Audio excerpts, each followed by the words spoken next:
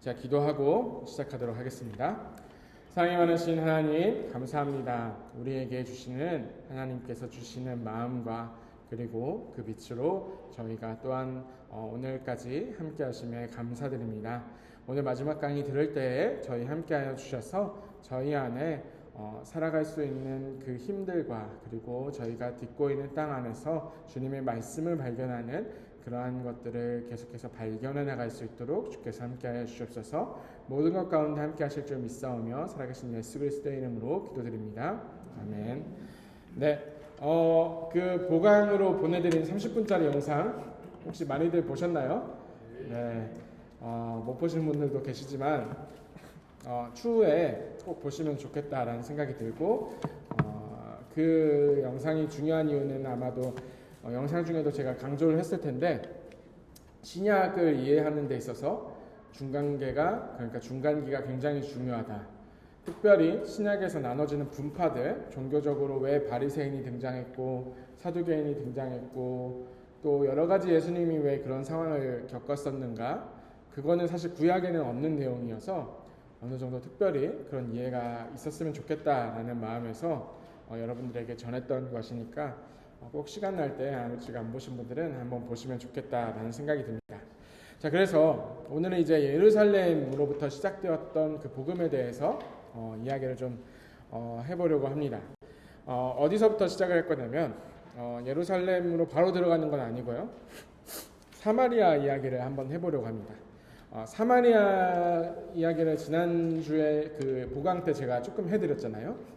그러니까 사마리아가 어떤 지역이라고 했었냐면 북이스라엘로 이제 남과 북으로 나눠져서 북이스라엘이 이렇게 있었는데 아수르에게 완전히 이제 멸망을 하게 됩니다. 그리고 아수르에게 멸망했는데 그 아수르라는 사람들이 어떤 족속이라고 했었죠? 인종들을 옮겨서 섞어버리는 이주 정책을 했었다. 그렇기 때문에 그때 발생했던 문제가 뭐였냐면은 그 사마리아 땅, 그러니까 그 북이스라엘에 원래 살던 그 땅이 종교적으로 혼합되었던 땅이 되었습니다. 그리고 혼합되었던 그 땅이 예수님 시대까지 쭉 오게 된 거예요. 쭉 오게 돼서 어떻게까지 혼합이 되었냐 하면은 사마리아 사람들은 사마리아의 성전이 따로 있었습니다. 그리고 사마리아 사람들은 우리는 보통 이제 모세오경이라고 부르는 구약의 토라, 구약의 창세기, 출애굽기, 그리고 레위기, 민수기, 신명기 5개의 이제 모세의 오경을 가리켜서 우리가 율법서로 이렇게 삼고 있고 그 모세오경을 이제 유대교 사람들 그리고 우리 기독교인들도 같이 이제 받아들이고 있고 물론 이제 이슬람 사람들도 우리 오경을 가져갔어요. 그런데 이제 이 사마리아 사람들도 사마리아 오경이 있습니다. 사마리아 사람들 거의 내용은 비슷한데 사마리아 오경의 특징이 뭔가 하면은 지난주에 보여드렸었던 세겜과 그리심산 있잖아요. 그러면 그리심산에서 축복을 하고 세겜의 이제 에발산에서 저주를 하게 되는데 거꾸로 되어 있어요. 에발산에서 축복을 하고 그리심산에서 저주를 하고 그리고 또 여러 가지 이제 거꾸로 되어 있는 것 중에 하나가 이제 아브라함이 이삭을 바치려고 이제 쭉 모리아산까지 가는데 그 모리아산을 세겜 땅이라고 생각합니다. 사마리아 땅이라고 생각을 해요. 그래서 사마리아 산지에다가 이제 성전을 지어 놓습니다. 성전을 지어 놓고 그곳에서 자신들의 신앙을 가지고, 왜냐하면은 유대의 그 성전, 그러니까 예루살렘 성전에는 출입이 금지되어 있었기 때문에 예수님 시대에도 그들의 성전을 가지고 있었고 그들의 산을 가지고 있었고 그들의 그 성전 가운데서 계속해서 이야기를 하는 거예요. 어떤 이야기를 하느냐 하면은 여기 요한복음 4장에서 이렇게 이야기를 합니다. 사마리아를 통과하여야 하겠는지라 하면서 사마리아에 있는 수가라는 동네에 이르시니 야곱이 그 아들 요셉에게 준 땅이 가깝고 거기 또 야곱의 우물이 있더라. 이 말이 뭔가 하면은 베델이 근처에 있다라는 겁니다. 베델에서 근처에 있다라고 베델도 이제 사마리아 땅에 속해 있기 때문에 있는데 우물 곁에 그대로 앉으시니 때가 6시쯤 되었더라. 사마리아 여자 한 사람이 물을 기르러 왔음에 예수께서 물을 좀 달라 하시니 이는 제자들이 먹을 것을 사러 그 동네에 들어갔음이라. 그러니까 이 사마리아라는 곳이 북왕국의 오래된 수도이고, 그리고 예루살렘 성전의 재건에 반대하고 했었던 그런 곳이고, 그리고 지금도 여기에 가보면은 그 사마리아 사람들의 그 사마리아인들은 여전히 있습니다. 사마리아인들을 찾아보면은 인종들이 여전히 있고, 그 혹시 예전에 그 남성분들은 기억할 거예요. 그 안드레 아가씨라고 부르는 그 테니스 선수 혹시 기억하시는 분 있을 거예요.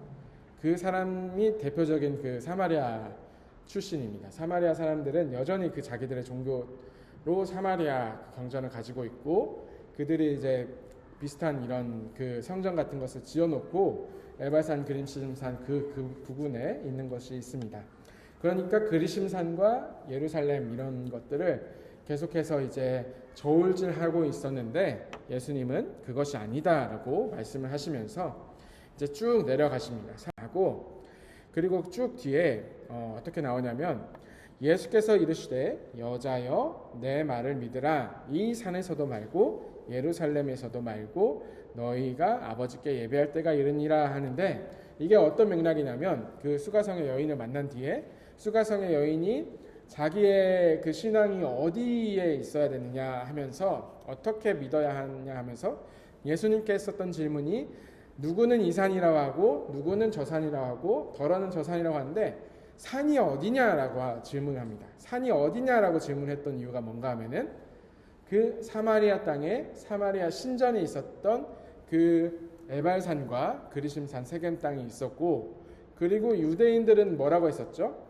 그 예루살렘 산, 그러니까 예전에 모리아 산, 그 산을 신전이라고 하는데 하나님 거기 계시다고 하는데 누구는 여기 계시다고 하고 누구는 저 산에 계시다고 하고 누구는 예루살렘 산에 계시다고 하는데 도대체 누구 말이 맞느냐라고 했을 때 예수님께서 이렇게 말씀하시는 겁니다. 이 산에서도 말고, 이 산은 그러니까 사마리아 산이죠. 사마리아 산에서도 말고 예루살렘에서도 말고 너희가 아버지께 예배할 때가 이르니라. 너희는 알지 못하는 것을 예배하고 우리는 아는 것을 예배하노니 이는 구원이 유대인에게서 남이라. 아버지께 참되게 예배하는 자들은 영과 진리로 예배할 때가 오나니 곧 이때라. 아버지께서는 자기에게 이렇게 예배하는 자들을 찾으시느니라. 하나님은 영이시니 예배하는 자가 영과 진리로 예배할지니라. 아멘. 이 말씀 가운데 뭐가 있냐면 너희는 알지 못하는 것을 예배한다고 했을 때 사마리아 사람들이 예배하는 그 사마리아 오경의 말씀은 조금은 틀린 것이다 라고 분명하게 예수님은 말씀하십니다. 왜냐하면 예수님은 우리가 입고 있는 구약을 통해서 오신 예수님이기 때문에 사마리아 사람들 너가 말하고 있는 그 성경의 말씀은 반드시 틀린 게 맞는데, 그래서 그 유대인의 그 모세 오경으로부터 예수님이 오신 것은 맞는데 그 이후에 어떤 일이 벌어지게 된다? 모두가 다 유대인을 벗어나서 모두가 다 저와 여러분들과 같은 이방인들도 예수님을 믿을 수 있는 하나님이 영이시니 예배하는 자가 영과 진리로 예배할지니라 하는 그 말씀을 지킬 수 있을 그때가 온다라고 말씀을 해주고 계십니다. 사마리아를 거치고 내려가셔서 예수님 당시에 예루살렘을, 그러니까 이스라엘 모습을 보여드렸었는데 이 이쪽에 갈릴리 주변에서 사역을 하시다가 이제 십자가로 올라가실, 공생의 3년차에 십자가로 올라가실 그 길이 생깁니다. 그래서 갈릴리에서 쭉 내려오시다가 요단강 골짜기를 따라서 쭉 내려오시고, 그리고 이 위로 여리고를 거쳐서 이제 십자가로 오르시는 길로 올라가십니다. 지난번에 이제 출애굽 이후에 가나안 정복기 때 설명을 드렸었지만 여리고라는 도시가 있었고, 여리고라는 도시가 대표적으로 어떤 도시인가 하면은 그 헤롯의, 여기가 이제 기후가 굉장히 독특해요. 왜냐하면은 해저가 아니고, 그러니까 해 수면에 그 영이라고 하면은 거기서 한 마이너스 200m 정도 되는 지점에 있어서 기후가 독특한데, 어떤 식으로 독특하냐면 여름에 이 지역이 어쨌든 골짜기 지역이고 해서 굉장히 서늘하고 선선하고 시원합니다. 그래서 예전에 이제 클레오파트라와 같은 그 사람이 여기다가 별장을 짓고자 했었고, 헤롯 대왕의 그 후손들도 여기다가 별장을 짓곤 했었는데, 그만큼 이제 고대의 오래된 그 오아시스로 이루어진 도시이고, 그래서 항상 여행자들이 머물고 있었던 도시이기도 합니다. 그래서 이런 도시가 있고, 그리고 여리고 하면은 그 삭개오가 유명하잖아요. 그래서 가보면은 제가 이제 왜 이러고 있는지 혹시 아세요? 네. 이제 삭개오에 뽕나무라고 나와 있는데, 아무리 들어도 저는 아마 가보면 이제 사진 다 찍으실 거예요. 근데 과연 그 뽕나무가 2000년 동안 그대로 있었을까라는, 그거는 이제 그들이 이제 관광 상품처럼 미는 건데, 아무튼 그래서 믿거나 말거나 하면서 네, 증거는 없어서. 근데 이제 같이 이렇게 기념하는 이유는 뭔가 하면은, 적어도 삭개오가 있었고 예수님께서 거기서 사역을 하셨다라는 것을, 이게 그건지 아닌지는 정확히 모르겠지만 우리는 이 나무를 보면서, 이 뽕나무를 보면서 기억을 하니까 거기서 이제 사진을 찍었었던 걸 여러분들에게 보여드리고, 그 옆에 있는 여기는 뭔가 하면은, 여기가 오아시스 지대라고 말씀드렸잖아요. 이제 우물이 나오는데, 이거는 이제 야곱의 우물, 보통 이렇게 부르는 그런 우물들이 이제 나오게 됩니다. 여리고에는 이런 것이 있고, 그리고 이제 예수님이, 이건 이제 추정되는 도표예요.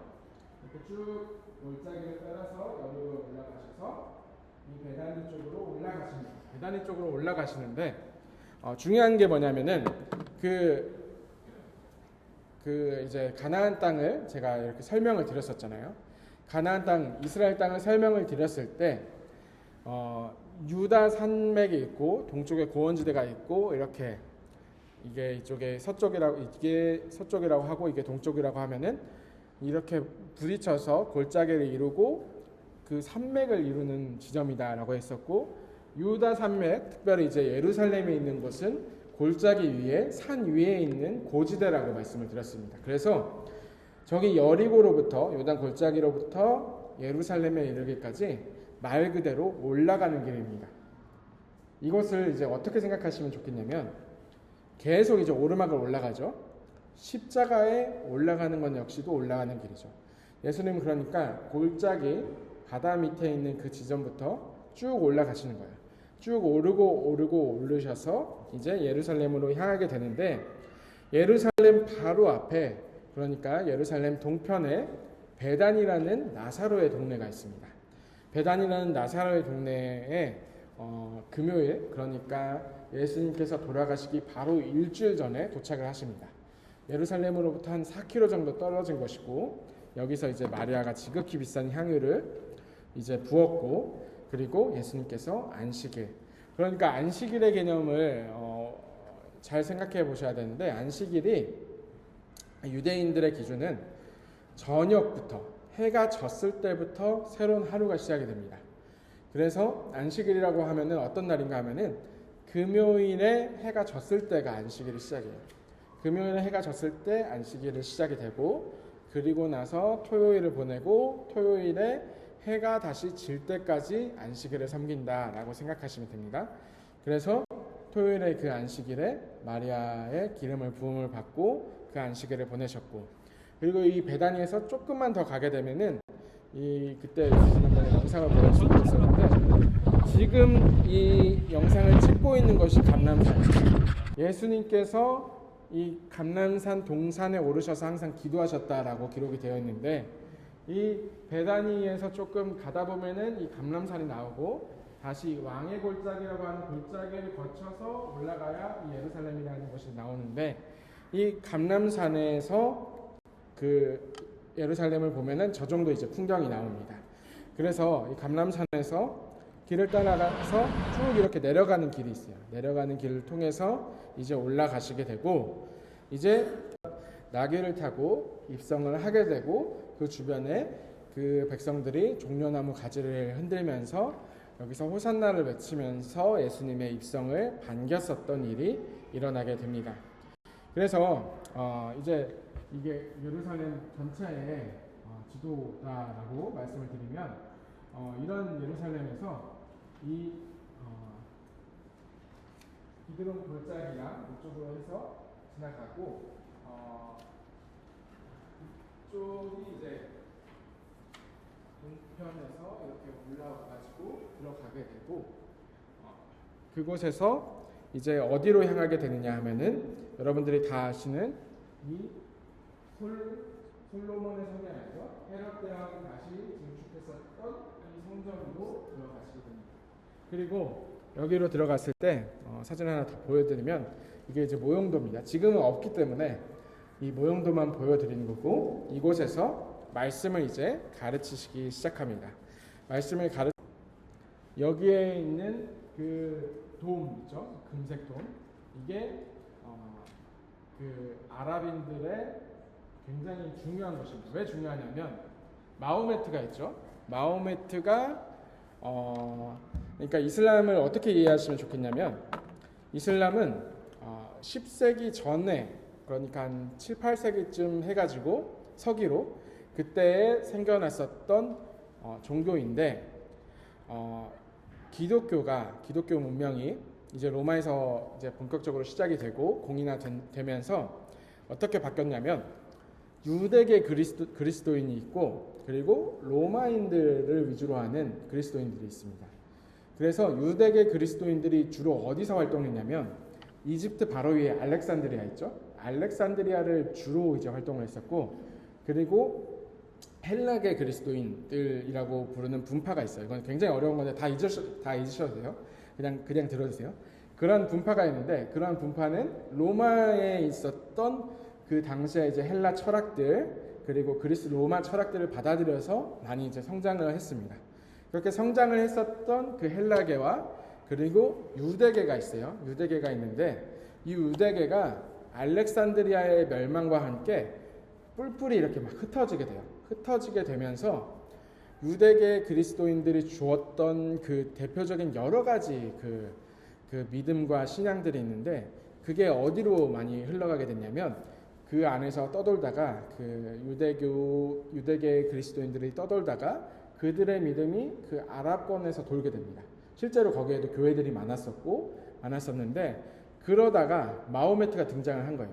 마호메트가 등장을 하고 그 사람은 굉장히 이제 아랍인들에게는 굉장히 중요한 사람이었겠지만 그 사람이 가져왔었던 모티브가 뭔가 하면은 그 그리스도교에 있었던 전통들과 특별히 당시 그 지방에 있었던 유대계 그리스도인들의 유산들을 그냥 통째로 가져옵니다. 다 짬뽕시켜요. 다 짬뽕시키고 그래서 모세오경도 가져오고 그리고 모세오경도 가져오면서 살짝 바꿉니다. 어떻게 바꾸냐면 이제 아브라함의 아들이 우리는 이삭을 통해서 이렇게 왔다고 믿잖아요. 근데 아랍인들은 이스마엘을 통해서 왔다라고 믿습니다. 그리고 이스마엘 족속으로부터 믿음이 왔다라고 하는데 그래서 뭘 같이 믿냐면 아브라함도 같이 믿고 노아도 같이 믿고 하나님의 그 창조도 같이 믿어요. 똑같이 믿어요. 근데 그 이후부터 조금씩 달라져요. 그리고 그 오경과 그 말씀들은 그대로 또 가져오면서 그리고 그 오경도 그대로 믿고 심지어는 예수님도 믿습니다. 예수님은 어떻게 믿냐면 선지자 마호메트에게 그 열쇠를 가져다 준 선지자로 믿습니다. 선지자로 믿고 예수님도 굉장히 신성시 여겨요. 그런데 이 마호메트는 어떻게 믿냐 하면은 예수님께서 이제 승천하시면서 성령을 약속하셨잖아요. 보혜사 성령을 약속했는데 그 보혜사의 개념으로 온 게 마호메트다라고 믿는 거예요. 그래서 거기서부터 시작된 게 이슬람 종교였고 그들이 이제 가져왔던 게 여러 가지 이제 그 자신들의 그러한 그 신앙들을 여러 가지 가져왔는데 그 마호메트가 승천했다라고 믿는 곳이 또 예루살렘인 거예요. 그렇게 되면서 이제 사실상 이 예루살렘이라는 곳이 어떻게 됐냐면 유대교의 성지가 됐죠. 당연히 예루살렘은 유대인들에게는 가장 중요한 곳이니까 유대교의 성지가 되고 그리고 그리스도인들에게는 어떤 의미일까요? 다윗성이라는 게 굉장히 큰 의미이겠지만 사실 그것보다는 예수님께서 십자가에 못 박히셔서 돌아가시고 또한 우리에게도 승천했다라는 기록이 같이 있기 때문에 그리고 또 한 가지 의미는 이따가 설명드릴 거고요.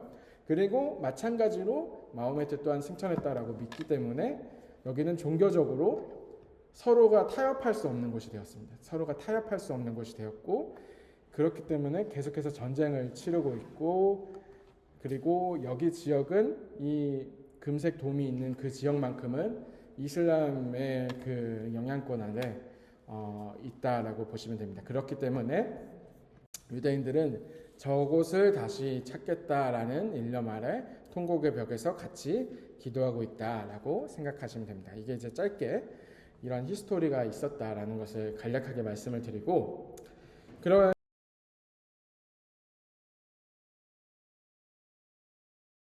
2일차, 3일차에 되어 있는 거는 부활의 기준으로 되어 있는 거예요. 당시 제가 이제 교재를 쓸 때는 부활의 기준으로 되어 있는데, 화요일에는 이제 예수께서는 낮에는 성전에서 가르치시고 밤에는 나가 감람산이라고 하는 산에서 쉬셨고, 그리고 모든 백성들이, 많은 사람들이 말씀을 들으려고 이른 아침에 성전에 모여서 함께 나왔었다라고 기록이 되어 있습니다. 그리고 수요일이라고 부르는 수요일의 날에는 성경에 공식적인, 그러니까 성경에 기록이 없어요. 예수님께서 수요일에 뭘 했는지는 기록이 없어서 침묵의 날인데, 이건 사진을 제가 왜 넣었냐 하면은 주기도문 교회라고 하는 교회가 예루살렘에 있습니다. 그래서 주기도 교회라는 곳에 사진을 제가 일단 그냥 적어놨고 붙여놨고요. 이런 곳이 있다라고 말씀을 드리고, 그리고 목요일에는 이제 말씀을 가르치시다가 이제 안식일을 맞이하기 위해서 어디에서 모였냐?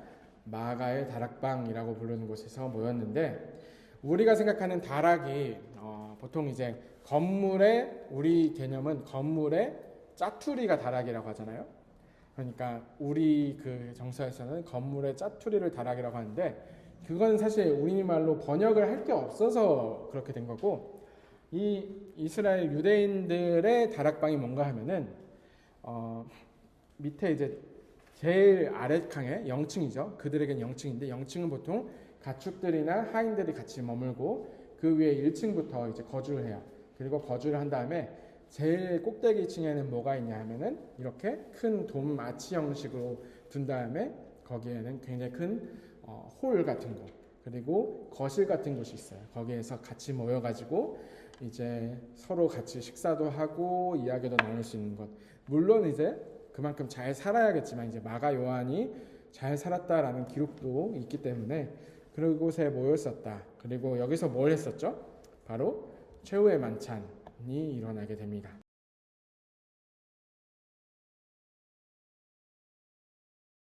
최후의 만찬이 일어나는데, 누가복음 21장 37절에서 38절에 이렇게 되어 있죠. 그리하면 그가 자리를 마련한 큰 다락방을 보이리니 거기서 준비하라 하시니 그들이 나가 그 하신 말씀대로 만나서 유월절을 준비하니라. 때가 이르매 예수께서 사도들과 함께 앉으사 이르시되 내가 고난을 받기 전에 이 유월절 음식을 먹기를 원하였노라 라고 말씀하시면서 여기서 함께 성찬을 같이 하게 됩니다. 그리고 이 빵을 나의 몸이다, 그리고 이 잔을 내가 나의 흘리는 피다라고 하시면서 성찬식을 제정을 하셨던 그 역사가 있습니다. 그리고 나서 이제 금요일이라고 하는데, 금요일이라는 뜻이 뭔가 하면은 목요일 저녁에 이렇게 모여서 밥을 먹고 목요일에 해가 떨어진 거예요. 우리식으로 하면은 목요일 밤입니다.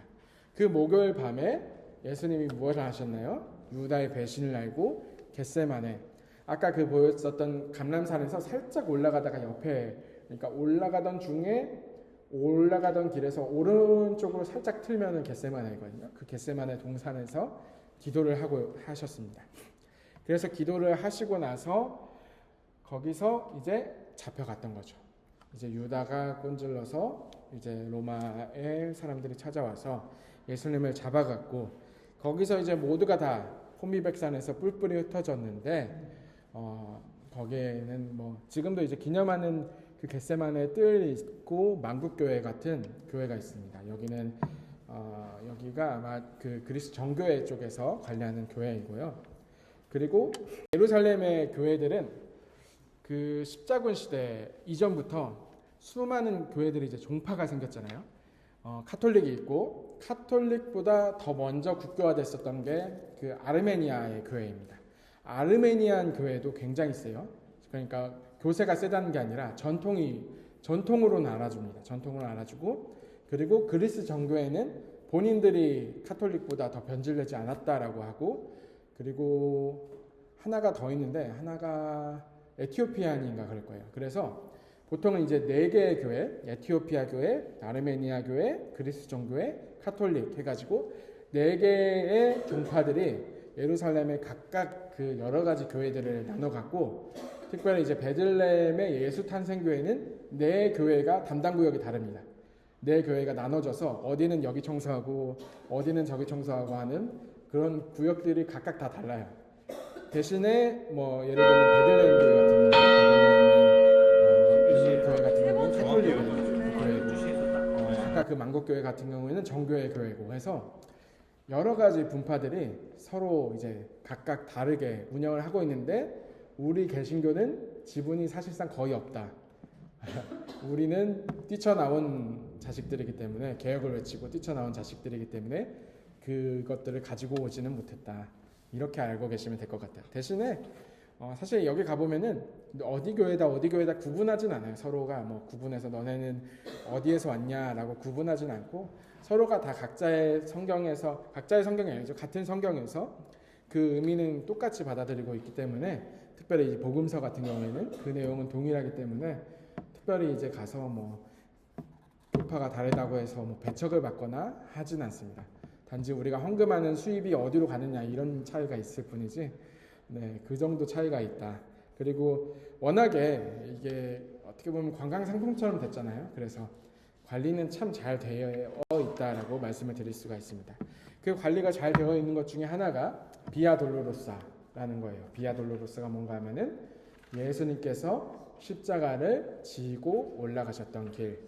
그러니까 이제 가야바로부터 그리고 그 뜰에서 이제 나와가지고 십자가를 이제 지고 올라가시는 그 길이 나와 있습니다. 그리고 그 비아 돌로로사를 쭉 가다 보면은 지금은 사실상 그 건물들과 수많은 건물들 사이에 골목같이 되어 있는데, 그 길을 따라서 쭉 올라가다 보면은 거기를 기념하고 예수님께서 여기 정도에 머무셨다. 그리고 아리마대 요셉이 어느 구간에서는 십자가를 맸었다라고 그것을 이제 기념하고 감사하는 그러한 것도 있습니다. 그래서 이 비아 돌로로사를 따라가 보면은 그냥 뭐 약간 유럽의 그냥 길 같은 느낌인데, 유럽의 그 작은 소도시에 있는 길 있잖아요. 그 돌길 같은 그런 길 같은데, 또 그 알고 가면은 또 기분이 굉장히 남달라요. 굉장히 남다르고, 그리고 검은색으로 표시가 되어 있는 표시들을 따라서 쭉 올라가다 보면은 이제 골고다에 저기 보이는 여기가 골고다 언덕이고, 골고다 언덕 위에 성묘교회가 나옵니다.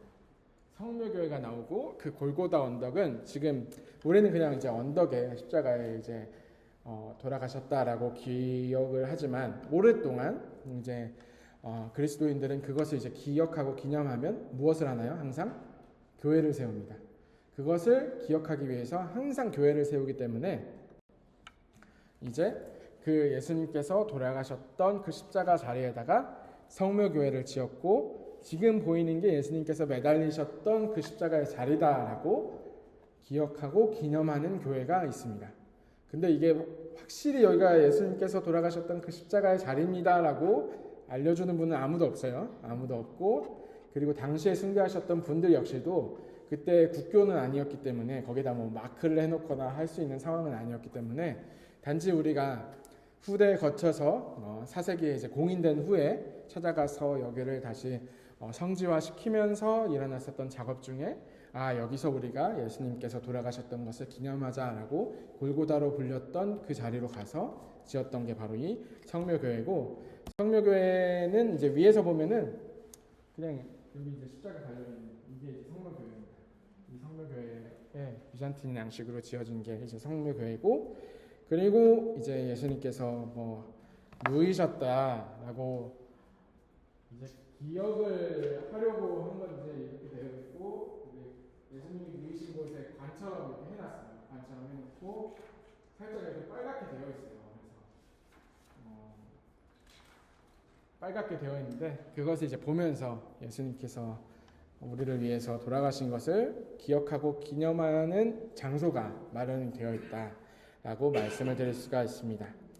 그리고 나서 이제 한마디로 이제 목요일에서 금요일로 넘어가고 금요일에 이제 돌아가셨죠. 돌아가시고 나서 그 해가 진 다음에 휘장이 찢어진 다음에 토요일에 됐을 거 아니에요. 토요일이 됐을 때 예수님이 어디에 묻혀졌냐 하면은 아리마대 요셉의 그 무덤에 이제 묻히게 됩니다. 그리고 그가 이제 내줬던 무덤이다라고 할 수는 없습니다. 여기는 이제 정확히 이제 기록이 없고 거기서도 이제 기념하는 것은 없는데 이게 뭔가 하면은 당시에 고고학적으로 당시에 사람들이 특별히 이제 유복자들이 유력자들이 묻혔었던 무덤의 형태를 이제 발견을 한 겁니다.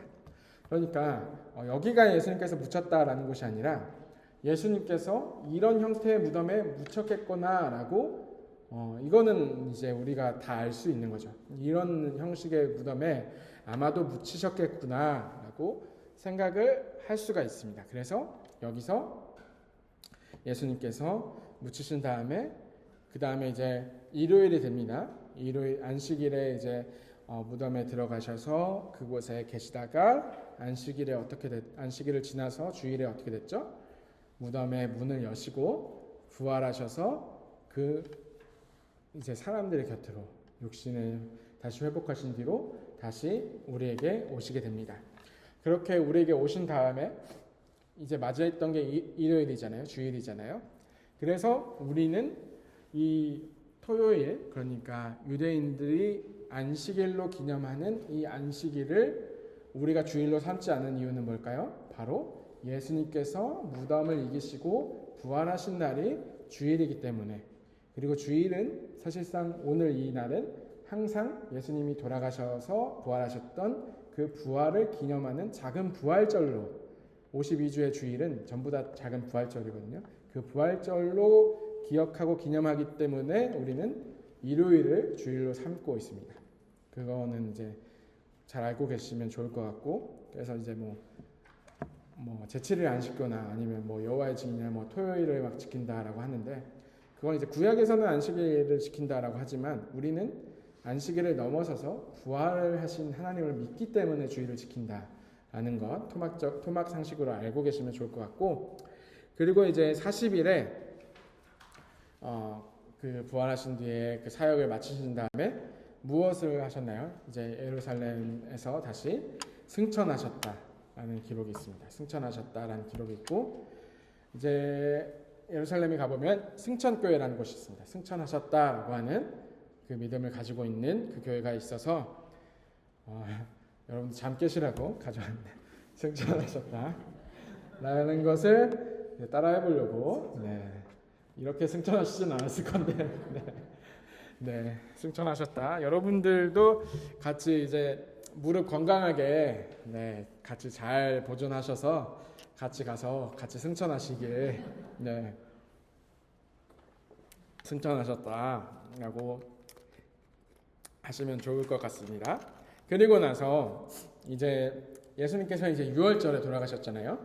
예수님께서는 6월절에 이제 부활하시고, 그리고 그 이후에 이제 어떻게 지냈냐 하면은 40일이 지났죠. 40일이 지난 다음에 이렇게 강림하셔서 50일이 지난 날을 지킨 다음에 성령께서 강림하셔서 그들에게 놀라운 방언의 역사가 일어나고, 그 복음과 그 마음을 예수님께서 심어 주셔서 어떻게 됐냐 하면은 도표 하나 다시 보여드리면, 6월절에 우리가 보통 그 3월 중순이죠.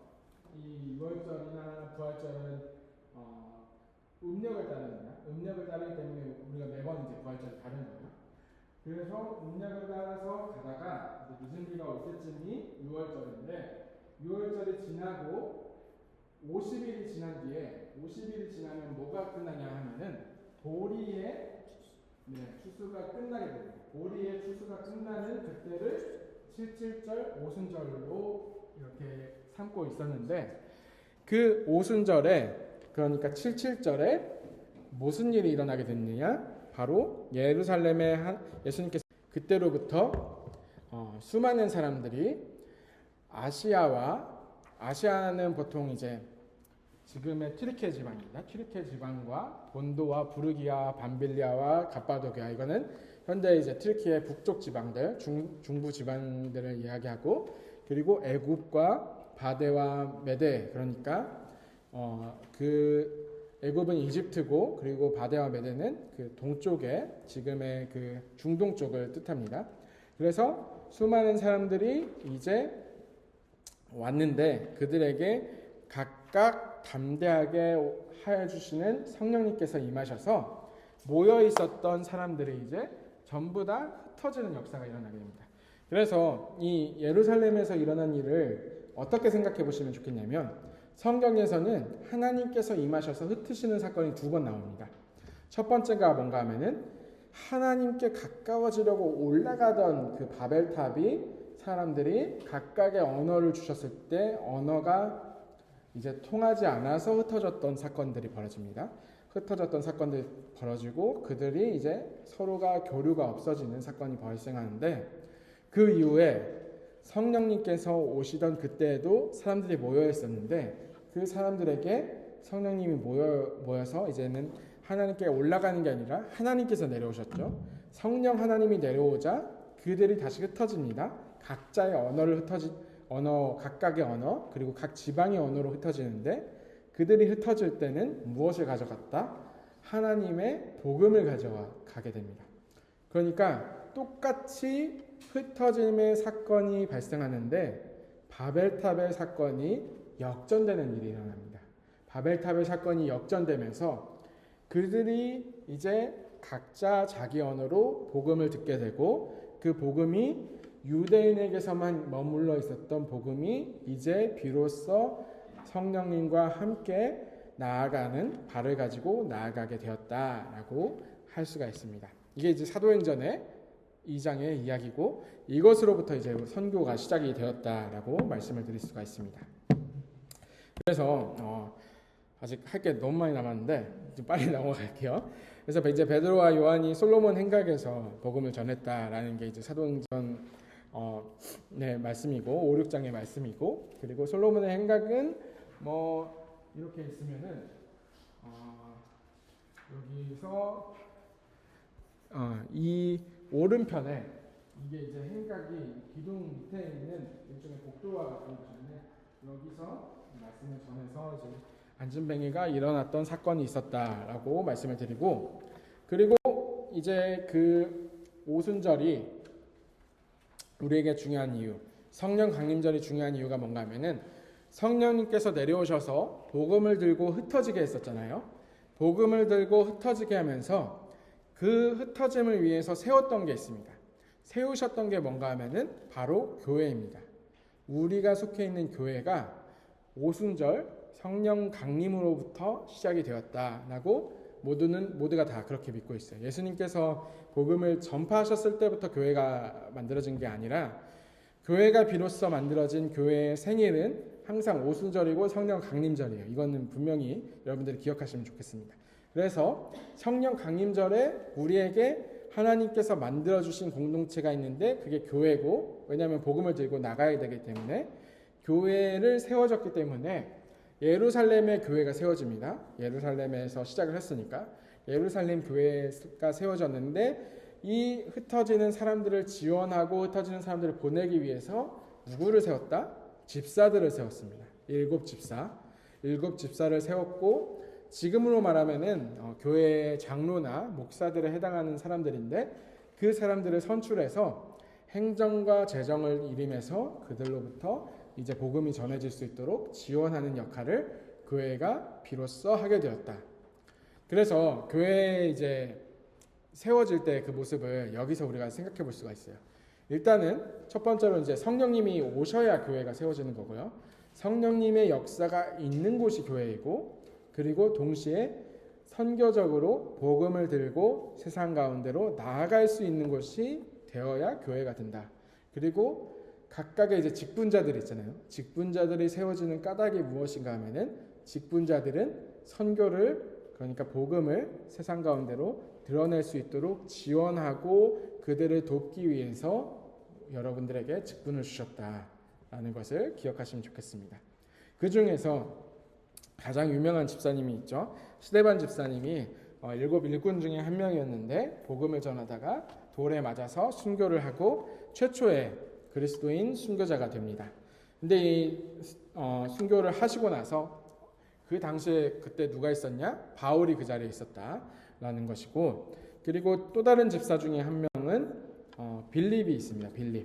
이 빌립은 일곱 일꾼 중에 한 명이었는데 사마리아에서 복음을 전하다가 그 사마리아 지역에서 이제 광야로 내려오다가 여기 이제 3번에 에티오피아 내시를 만나서 세례를 베풀었다라고 되어 있죠. 그래서 에티오피아 내시를 만나서 세례를 베푼 다음에 어디까지 이제 그때부터 시작이 되었냐 하면은 에티오피아에 복음이 전해졌었다라는 역사가 이 빌립으로부터 되었다라고 기록이 되어 있고, 그래서 에티오피아는 지금도 이제 기독교 국가이고 아프리카에서 이게 다 에티오피아에 있는 그 에티오피아 정교회의 유적들입니다. 에티오피아는 굉장히 예쁜 십자가들을 많이 만드는 곳으로 유명하고, 에티오피아 교회의 역사는 제가 지금은 이제 할 게 많아요. 이것도 할 게 많은데 그렇게 우리의 교단과 그리고 개신교만 있는 게 아니라 그런 역사가 있었다. 그리스도교의 역사가 있었다라는 거 기억하시면 좋을 것 같습니다. 그리고 나서 그래서 가끔 이제 에티오피아의 커피 맛있잖아요. 에티오피아의 커피 산미 있는 그런 커피들이 많이 나오는데 에티오피아 그 커피 이름 보면서 여기서도 기독교의 역사가 굉장히 깊게 있었구나. 그리고 저기 있는 교회 같은 것도 전부 다 신앙을 지키기 위해서 왜 무덤 같이 이렇게 깊은 구덩이가 있었을까라고 생각해 보면은 신앙을 지키기 위해서 타 종족으로부터 아프리카가 워낙 드세다 보니까 지키기 위해서 믿음을 지키기 위해서 지었었던 그런 여러 가지 양식들이 있는데 아무튼 에티오피아도 굉장히 신앙을 지키기 위해서 노력을 했었다라는 것을 기억하시면 좋겠습니다. 비록 이제 교리는 살짝 우리랑 좀 많이 결이 안 맞는 부분은 많이 있어요. 사실 우리가 받아들일 수 없는 부분들이 있고 일종의 그 우리로 치면 영지주의라고 하는데 여기까지 나가면 제가 이제 설명할 게 너무 많아질 것 같고, 그리고 나서 사도행전의 기록에 따르면 8장이나 그쪽으로 가면은 베드로의 선교 장면이 나옵니다. 베드로의 선교 장면이 나오는데 여기서는 뭐 주로 이제 베드로가 욥바에서 선교를 했었다라고 기록이 되어 있는데, 욥바가 어딘가 하면은 그때 말씀드렸었던 지중해 부분에 여기가 이제 욥바예요. 욥바에서 지중해에서 그 부부가 되는데 지금으로 말하면 텔아비브 있죠. 텔아비브라는 그 지명 아마 아실 거예요. 이스라엘의 현재 행정적 수도인데 그 그러니까 텔아비브의 해운대 같은 곳이 욥바예요. 그러니까 텔아비브의 해운대 같은 곳이 욥바이고, 이곳에 가보면은 베드로와 그 무드장이가 있는 시몬의 그 교회가 있어요. 교회가 있는데 거기도 한번 가보시면 좋을 것 같고, 제가 오늘 좋다. 수평선이 보이네. 나도 저렇게 낚시하고 싶다. 막 지중해에다가 낚시하고. 포켓몬고 빨리 틀어봐. 뭐 잡힐까? 요트 타고 싶다 저거. 우와. 여기서 서핑은 안 되겠네. 헤어. 바다가 예전에 제 설교 중에 수요 설교 중에 하나가 있어요. 제가 여러분들 거의 다 안 보셨을 텐데 마가는 왜 바울을 떠났을까라는 그 설교가 있어요. 그 설교를 제가 한번 올려드릴 테니까 꽤 오래전에 했었는데 거기에 내용들 좀 있는데 한번 재밌게 제가 바울을 이해하기 위한 두 설교 들려드릴 테니까 시간이 많이 남으신 분들은 한 번씩 보시면 좋을 것 같고, 여하튼 간에 바울은 회심을 했습니다. 바울은 회심을 하고 다메섹으로 가고, 그리고 살해의 위협을 피해서 아라비아로 갔다가 예루살렘에 돌아왔다가 다소로 갔다가 이제 바나바가 이제 청빙을 해가지고 안디옥의 교회에서 바나바와 함께 목양을 하게 됩니다. 그러니까 이 목양을 하게 되는데 안디옥에 오기까지 대략 이제 성경적으로 추적해 보면 한 13년의 시간이 지나요. 그러니까 회심하자마자 이렇게 된 건 아니고 바울이 워낙에 이제 드세였던 바리새인이었고 엘리트였기 때문에 마치 이제 신분의 세탁을 하듯이 모세가 이제 광야에서 떠돌듯이 그 아라비아에 있다가 그리고 다소에 있다가 예루살렘에 있다가 안디옥 교회를 목양을 하게 되고 그 안디옥에서 이제 바나바와 바울을 파송을 합니다. 그러니까 당시에 이제 공동 목회를 하고 있었던 담임 목사 2명을 파송을 해가지고 그때 대신에 이 안디옥에서 이 버가까지 가는 데는 약 한 50일 정도 걸렸어요. 여기서 한 50일 정도 걸렸었고 여기서 버가에서 안디옥까지 가는 거는 한 3주 정도 보고 있어요. 3주 정도 보고 이 지방에서의 사역은 한 3개월 정도 1차 여행 정도예요. 그래서 여기서 가보면은 여름쯤에 그러니까 이쪽에 쭉 와서 한 1년 정도를 머물고 그 겨울의 텀 있잖아요. 겨울이 오기 전에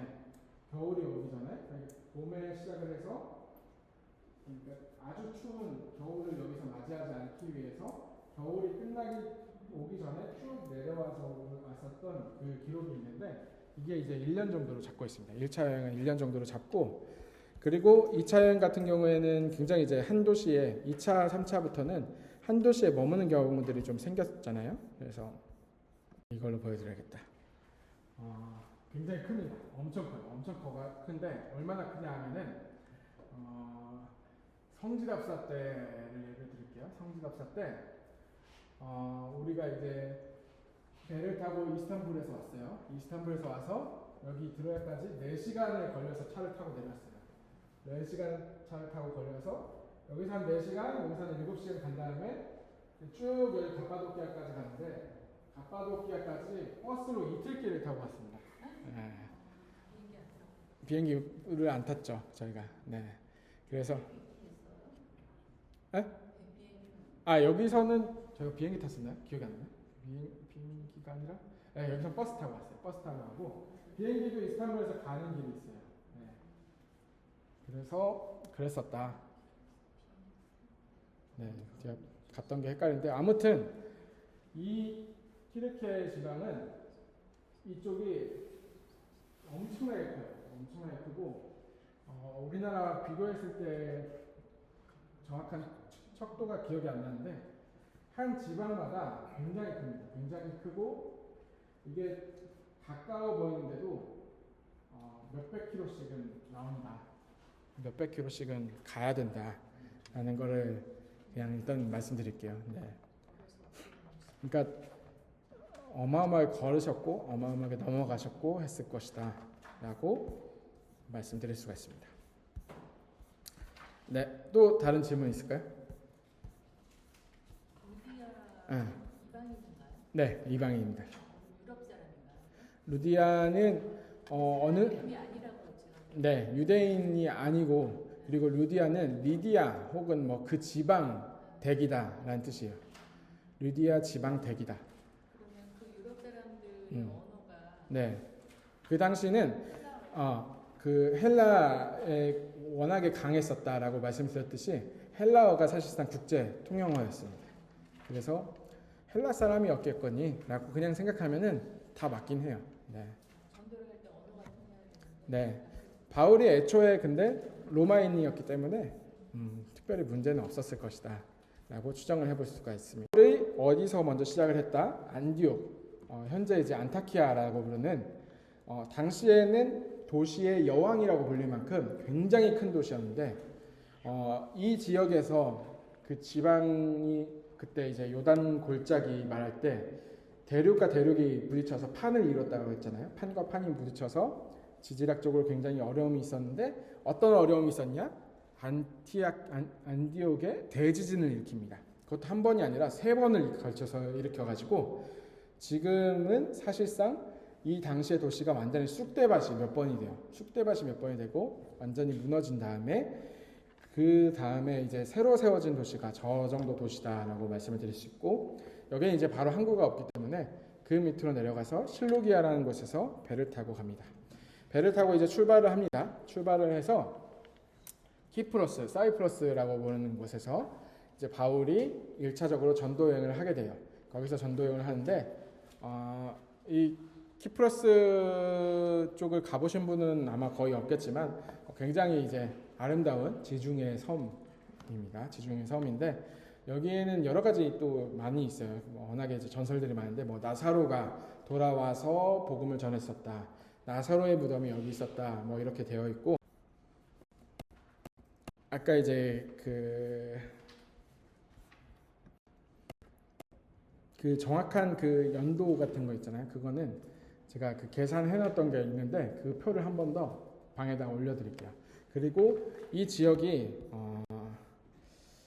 이권이온에는 이런 이제 기념 그런 곳이 있고 그리고 이제 더베까지 갔다가 다시 이제 천천히 해서 지나서 다시 돌아오게 되는데 이 돌아오는 과정은 겨울을 피하기 위해서 돌아오는 과정입니다. 이제 겨울을 피해서 쭉 다시 돌아오고 그리고 나서 몇 년 뒤에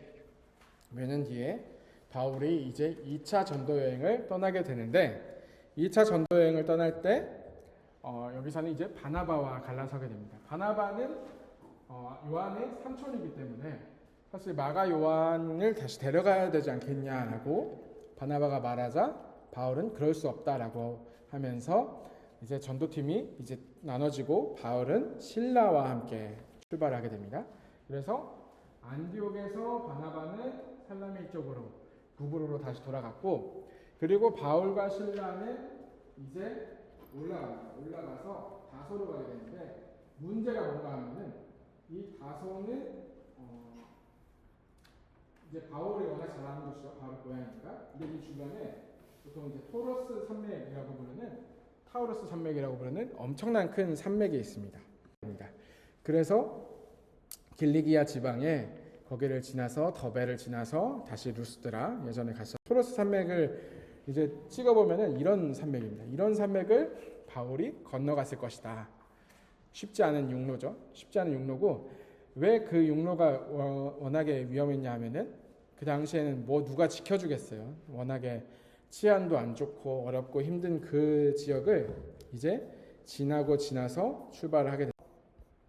드로아에서 이제 누가가 전도팀으로 바울이 이제 어디를 내려가느냐 이제 우리 작년에 이제 성지답사 갔었을 때 로마길이라는 곳이에요. 여기 트로이로부터 이제 그 항구로 내려가는 그 길인데 이 길을 따라서 쭉 내려갑니다.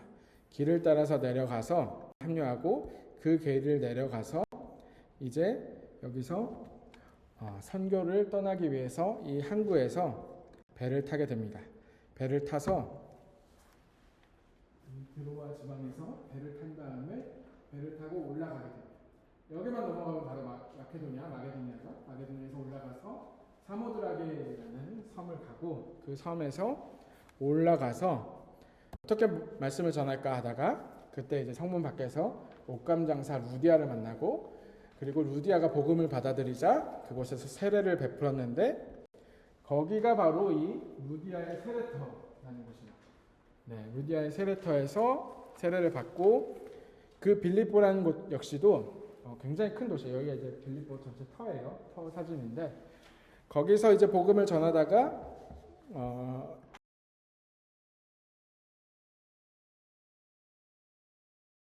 여기서 이제 세례를 받은 다음에 전하다가 어디에 갇혔느냐? 바울과 신라가 빌립보의 감옥에 갇혔다.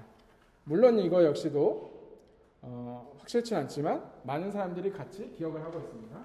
바울이 갇혔던 그러한 감옥이다라고 기억하고 기념하는 그런 곳이 있고 여기에서는 이제 그 이후로 굉장히 큰 교회를 이뤘죠. 큰 교회를 이뤄서 그 교회가 기억이 되고 있고 쭉쭉 넘어가서 그 이후에 이제 다시 이제 넘어가서 데살로니가에서 복음을 전하고 베레아에서 복음을 전하고 위에가 이제 데살로니가 밑에가 이제 베레아입니다. 베레아에서 복음을 전하고 그리고 나서 어디를 갔느냐? 아테네에 갑니다. 아테네에 갔더니 종교성이 많다라는 것이 뭔가 하면은 사람들이 신을 궁금해하더라.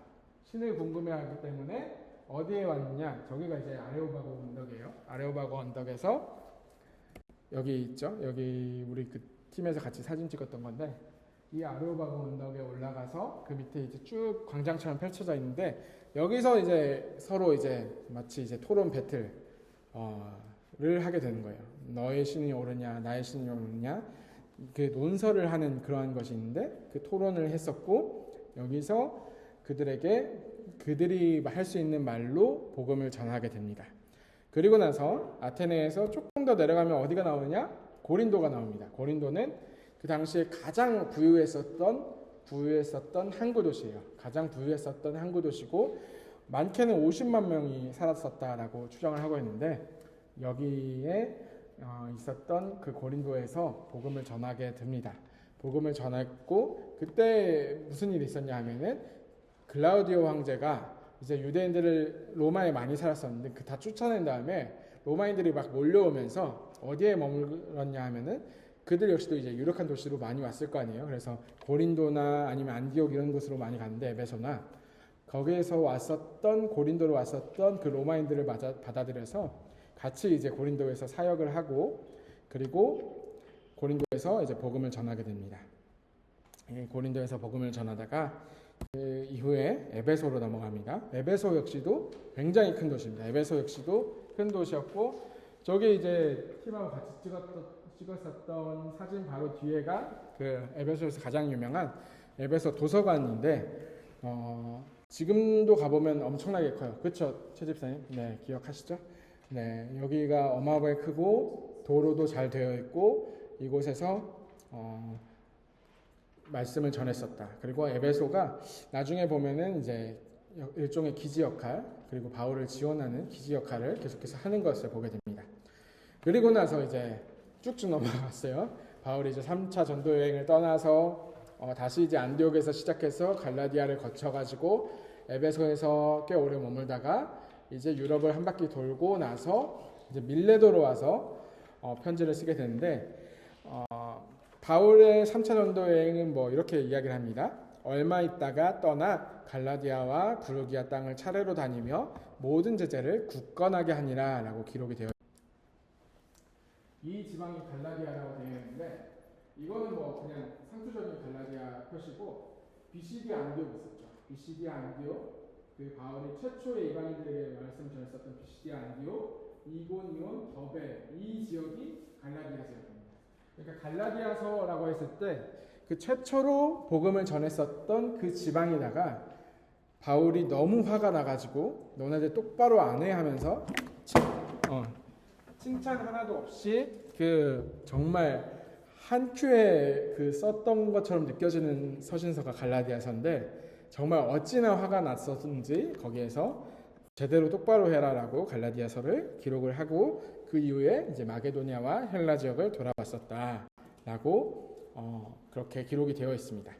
그리고 나서 명절을 맞아서 예루살렘을 방문하고자 했었는데 이 예루살렘을 방문했었던 가장 큰 이유가 뭔가 하면은 그 바울의 여러 가지 뜻 중에도 많이 나오지만 사도행전을 자세히 따라가다 보면 여기는 제가 적지는 못했는데 바울이 예루살렘 교회의 어려움을 알고 그 어려움을 돕기 위해서 연보를 계속해서 요청을 합니다. 그리고 연보를 요청한 끝에 안디옥 교회와 그리고 많은 교회에서 도움을 받아서 그 연보를 가지고 예루살렘에 갔을 것이다 라고 추정을 해볼 수가 있습니다. 그런데 이제 여기서 이제 바울이 어떻게 보면은 이제 가는 길에 밀레도에서 에베소 교회 장로들을 만나고 거기서 고별 설교를 했다라고 기록이 되어 있는데 아마도 자신이 예루살렘에 가면은 살아 돌아오지 못할 것이다라고 추정을 했었다라는 것을 알 수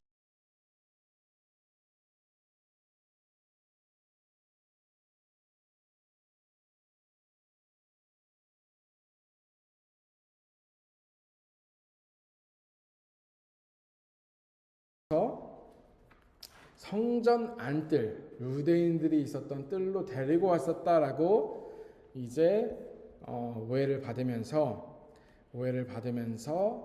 그래서 거기서 이제 구속이 되었습니다.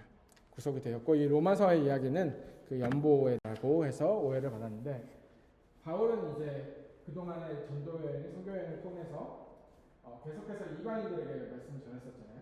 그러면 이 성전이 있으면 참 유대인들은 두분 짓는 걸 좋아해요. 그래서 성전에 이 북쪽은 이스라엘의 뜰이 있고요. 여기 잘 보일지 모르겠지만 파티션들이 있습니다. 파티션들이 있는 곳만 이방인들. 그러니까 이 이방인들이 그 유대교 신앙을 갖지 않았던 사람들은 아니에요.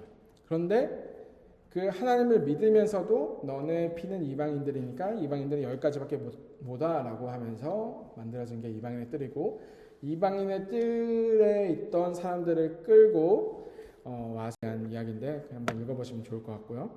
그래서 이제 2년간 붙잡혀 가지고 가이사랴에 있다가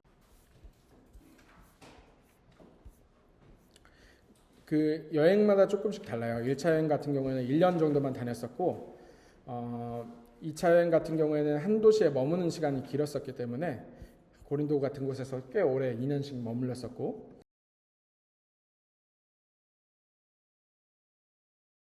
사실은 잘 생각해 보면은 표를 댔잖아요. 아무도 없잖아요. 도망갈 수 있었는데 다시 자신이 가야 할 로마로 가셨다.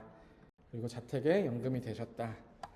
그리고 이거는 제가 이걸 왜 보여드리냐면, 여기 이제 베드로 성당에 올라가 가지고, 이건 이제 1500년대에 지어진 건데 꾸역꾸역 올라가 가지고 너무 고통스럽게 올라가서 찍은 사진입니다. 잘 봐주시고요.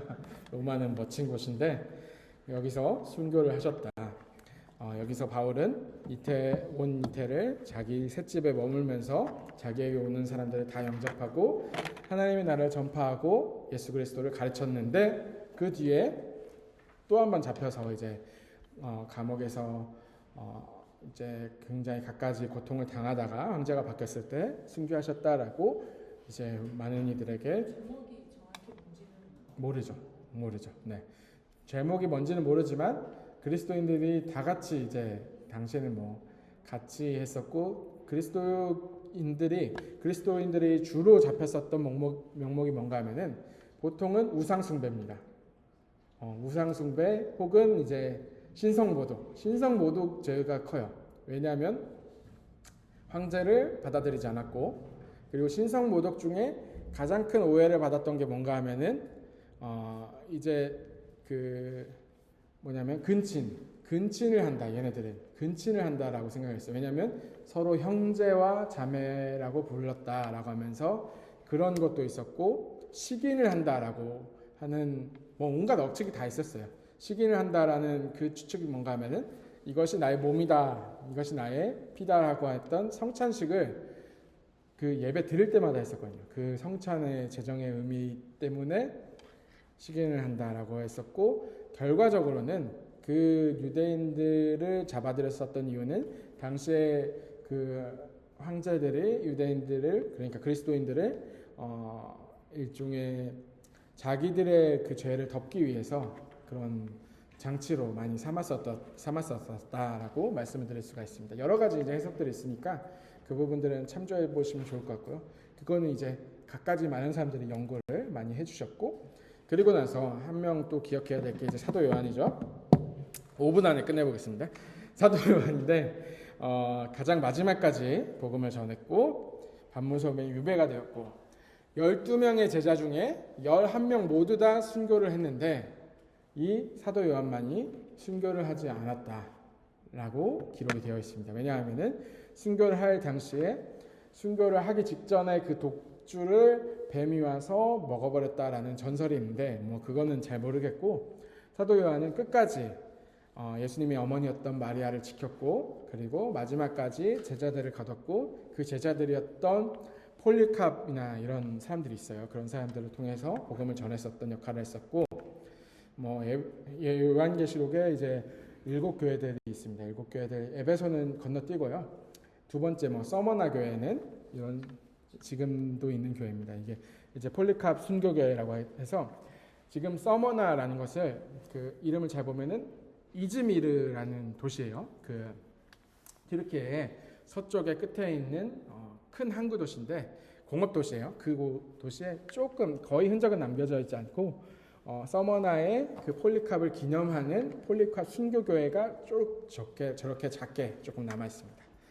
그리고 그 위쪽으로 조금 더 올라가 보면은 버가모 지역이 있어요. 버가모, 베르가모 이렇게 뭐 부르는데 그 버가모에는 이렇게 큰 교회가 있는데 여기가 원래 교회였던 건 아니고 그 전에 있었던 그 건축 양식을 나중에 이제 정교회가 틀어가지고 같이 지었었던 그 터가 있고요.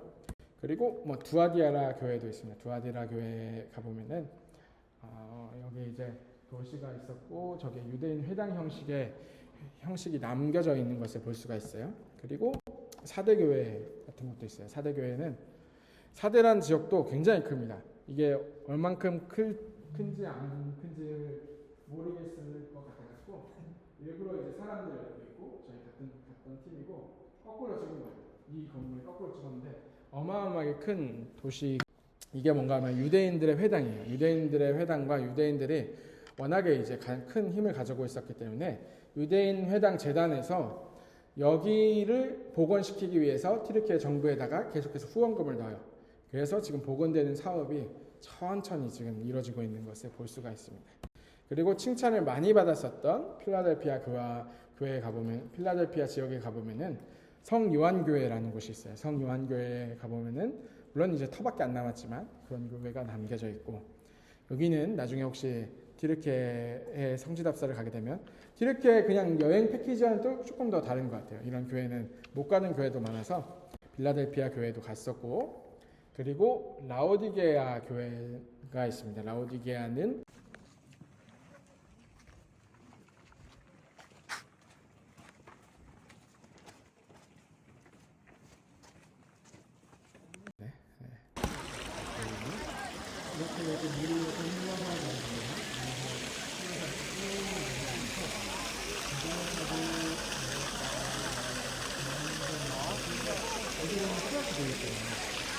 강은 사실 쓸모가 없는 거예요.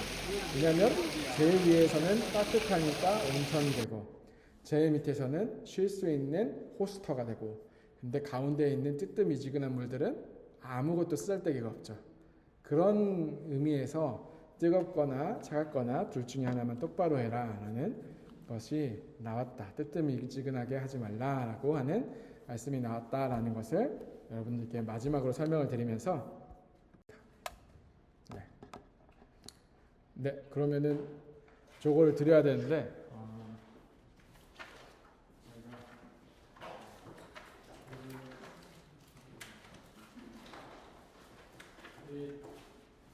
일단은 우리 회계를 맡아주신 이하연 집사님 먼저 나오시고, 네.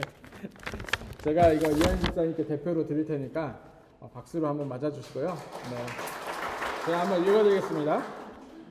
위 사람은 바이블 클래스 성서지리 성경의 땅에서 오늘을 만나다의 교육과정을 성실히 있어야 했기에 이 증서를 수여합니다.